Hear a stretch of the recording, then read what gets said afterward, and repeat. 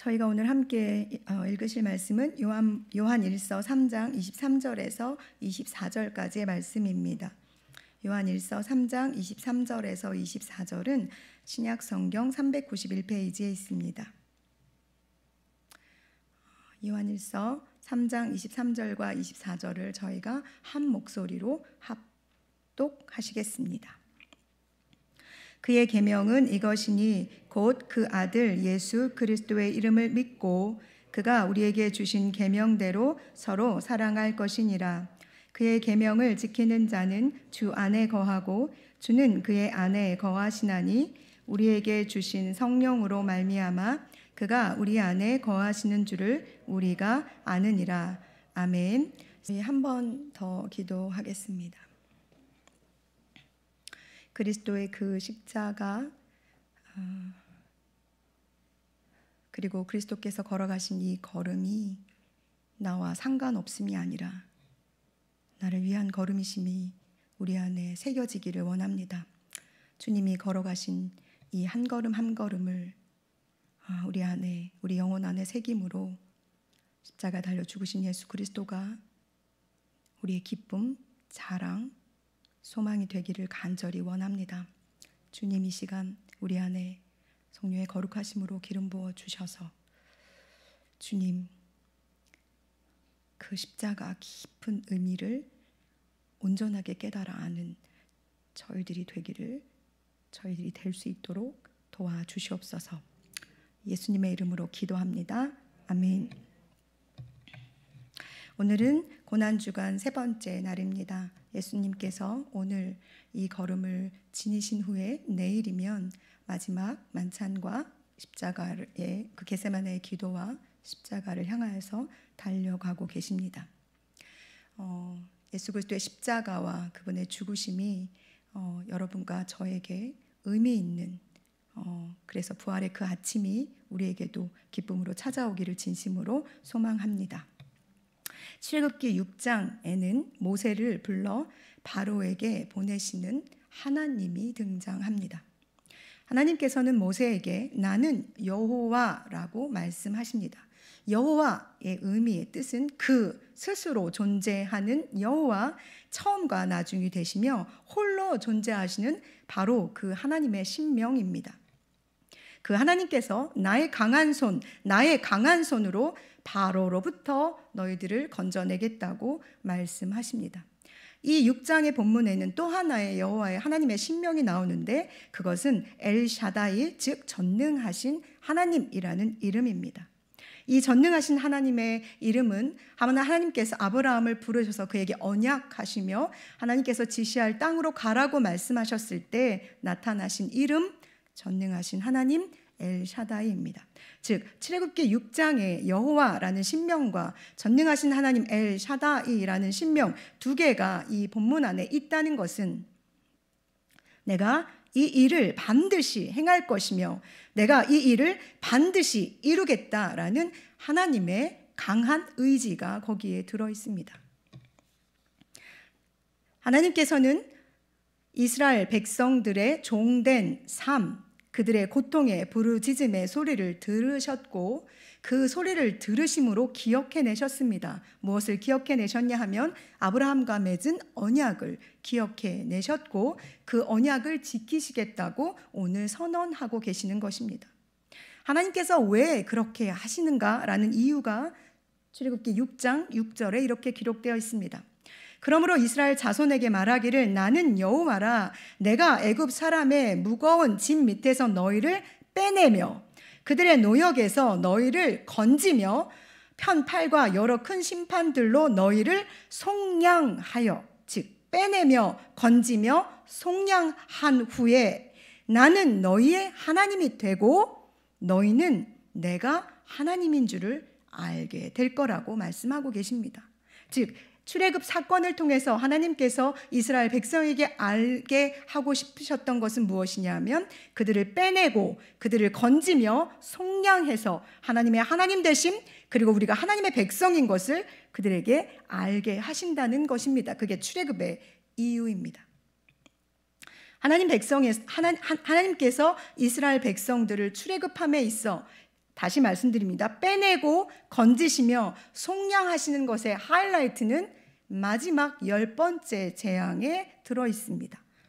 10번째 재앙이 무엇인지 다 아시죠? 피곤한데 왜 그런 걸 물어보세요. 그러시면 10번째 재앙은 장자를 포함한 그곳에 있는 모든 것의 첫 번째 태역 것을 하나님께서 어떻게 하신다고요? 치시겠다는 것입니다. 이 10번째 재앙을 제가 자세히 설명해 드리겠습니다. 출애굽기 12장에 기록되어져 있습니다. 하나님께서 모세에게 이렇게 말하죠. 너희의 가족대로 어린 양을 택하여 유월절 양을 잡고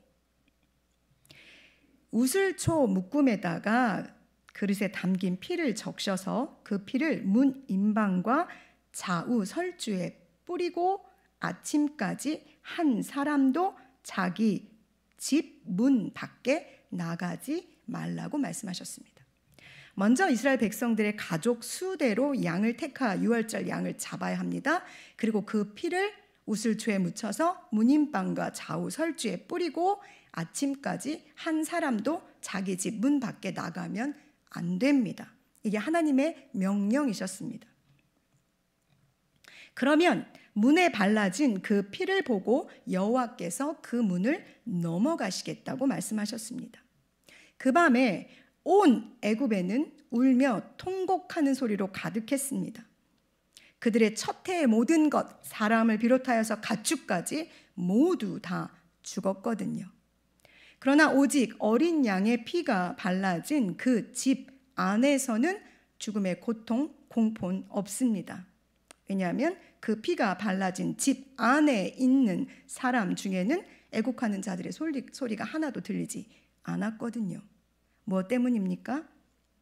그들이 하나님의 말씀을 순종했기 때문에 그렇습니다. 만약에 이스라엘 사람 중에 하나님의 이 말씀에 순종하지 않는 사람이 있었다면 그들 중에도 죽을 사람이 분명히 있었을 것입니다.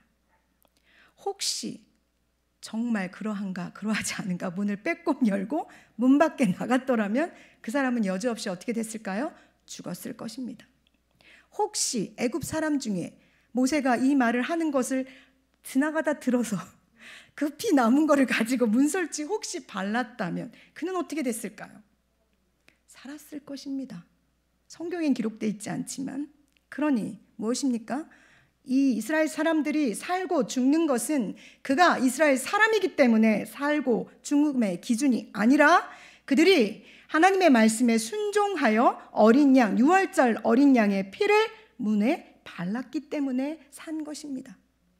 이스라엘 사람이기 때문에 산 것이 아니죠. 단 하나님의 말씀에 순종하여 어린 양의 그 피를 발랐고 바른 것에 그치지 않고 문 안에 머물러 있으라고 말씀하신 하나님의 그 말씀에 순종했기 때문에 그렇습니다. 즉 누구냐, 어느 족속이냐, 어느 민족이냐, 어떤 형태의 사람이냐는 중요한 것이 아니라 이스라엘 백성을 살게 한 이유는 이들이 안전하게 그 모든 사람이 장자들이 죽어 애통하는 그 밤에 울지 않을 수 있었던 이유는 어린 양의 피 그 안에 머물러 있었기 때문입니다. 애굽의 마지막 10번째 재앙에서 구원받은 이스라엘 백성들의 유월절 어린 양은 예수 그리스도 십자가에서 죽으신 예수 그리스도의 그 은혜와 연결되어집니다. 갈라디아서 1장 4절에는 이런 말씀이 있습니다. 그리스도께서 하나님 곧 우리 아버지의 뜻을 따라 이 악한 세대에서 우리를 건지시려고 우리 죄를 대속하기 위하여 자기 몸을 주셨으니라고요. 아까 서두에 제가 출애굽할 때 하나님께서 그들을 어떻게 하시고요? 빼내고 건지고 속량하시기 위해서 악한 애굽으로부터 그들을 건져내신 것처럼 이 악한 세대에서 예수 그리스도께서는 우리를 건지시고 우리의 죄를 대속하기 위해서 어린 양 피가 되신 것입니다. 히브리서 2장 14, 15절에는 예수 그리스도께서 사람의 육을 혈과 육을 함께 지니심은 죽음을 통하여 당신의 예수 그리스도의 죽음을 통하여 죽음의 세력을 잡은 자 곧 마귀를 멸하시며 또 죽기를 무서워함으로 한평생 매여 종 노릇하는 모든 자들을 놓아주려 하심이라고 선언하고 있습니다. 누구를 위한 거냐? 오직 아브라함의 자손을 붙들어 주려 하심이라 라고 기록되어 있습니다. 아브라함의 자손은 누구냐? 예수 그리스도를 믿는 믿음의 자손들, 그들을 말하는 것입니다. 즉 누구입니까? 예수 그리스도, 그분을 나의 구주로 고백하며 하나님은 나의 아버지라 고백하는 바로 우리, 여기 있는 우리를 위한 하나님의 놀라우신 구원의 계획입니다. 이스라엘 백성들이 유월절 어린 양의 피가 발라진 집 안에 거할 때 그들의 생명을 구할 수 있었던 것처럼 우리 주 예수 그리스도, 살아계신 하나님의 아들이신 그분 안에 거할 때 우리는 구원을 얻을 수 있습니다. 그것만이 유일한 안전지대입니다. 우리의 육과 영이 영원토록 거할 안전지대, 바로 그곳입니다. 저희가 읽은 요한 1서의 본문에 또는 다른 여러 성경에는 어디 안에 거하라 라는 말씀이 무척 많이 나옵니다. 사도 요한은 이 안에 거하는 것을 다른 말로 삼위일체 하나님 아버지와 그 아들 예수 그리스도 안에 영원한 사귐이라고 이야기합니다. 저희가 처음에 불렀던 그 영원한 사귐, 하나님 아버지, 그분이 예수 그리스도에게 예수 그리스도를 성령께서 계속해서 끊임없이 사귐 안으로 우리를 초대하신 것입니다.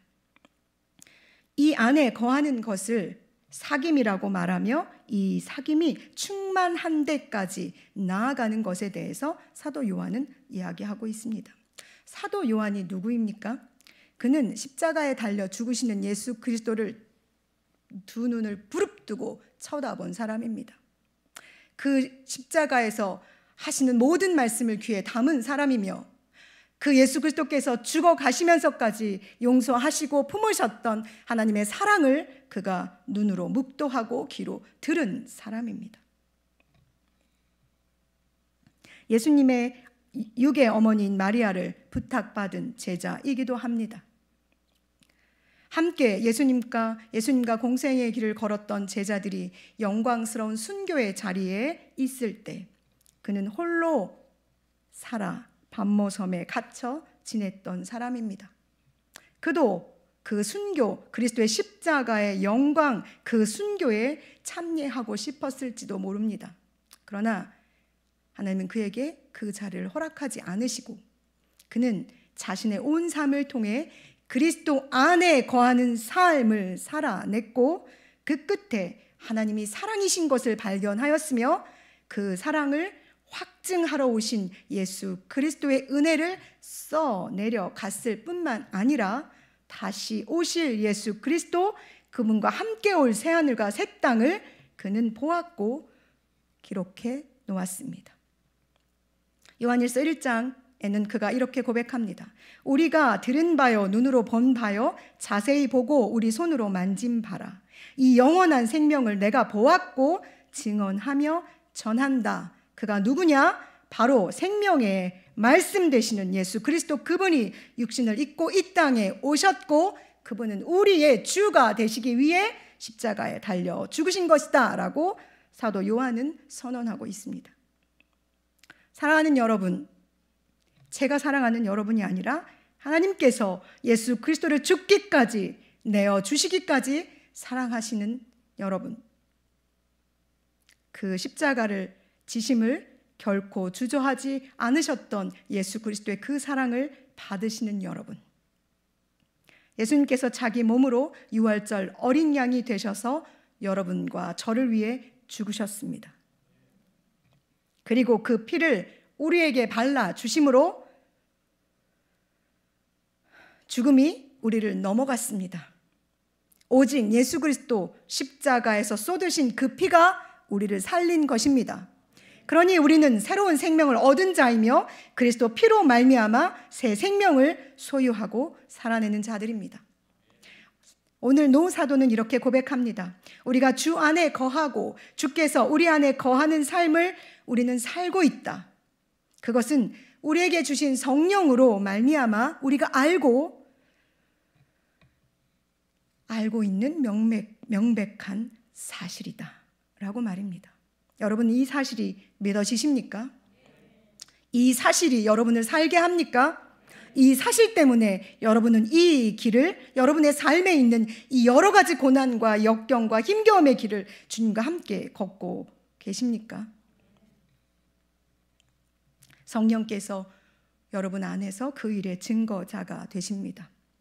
여러분과 제가 삼위일체 하나님의 영원한 사귐, 그 풍성한 은혜의 신비 안으로 성령께서 우리를 초대하시고, 나아가 그 신실하신 은혜의 보호 아래 우리를 살게 하는 것을 그분이 스스로 증언하고 계십니다.